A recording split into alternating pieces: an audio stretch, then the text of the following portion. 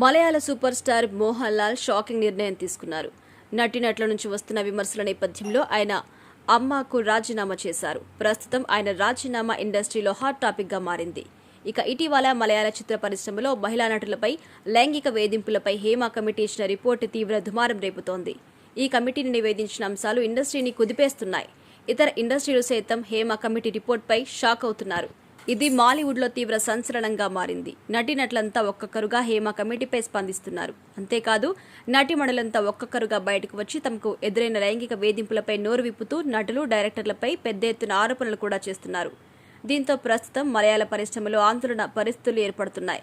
Hema committee report బయటకు వచ్చినప్పటి నుంచి ఇండస్ట్రీ పెద్దలంతా చక్కదిద్దే పనిలో పడ్డారు. అంతేకాదు ఈ విషయంలో association of Malayalam movie artist పై ఆగ్రహం వ్యక్తం చేస్తున్నారు.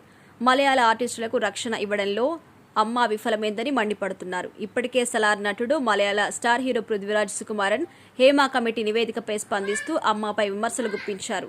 ఇక ఈ విషయంలో అమ్మ పూర్తిగా విఫలమైందని విమర్శించారు. సినీ పరిశ్రమలో సమస్యలను పరిష్కరించడంలో పూర్తిగా నిర్లక్ష్యం వహించారని ఆరోపించారు. ఇండస్ట్రీని ప్రక్షాళన చేసి వెంటనే దిద్దుబాటు చర్యలు చేపట్టాలని ఆయన డిమాండ్ చేశారు.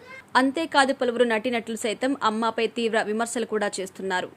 ఈ తరుణంలో association of Malayalam movie artist అధ్యక్షుడిగా ఉన్న మోహన్ లాల్ తన పదవికి రాజీనామా చేశారు.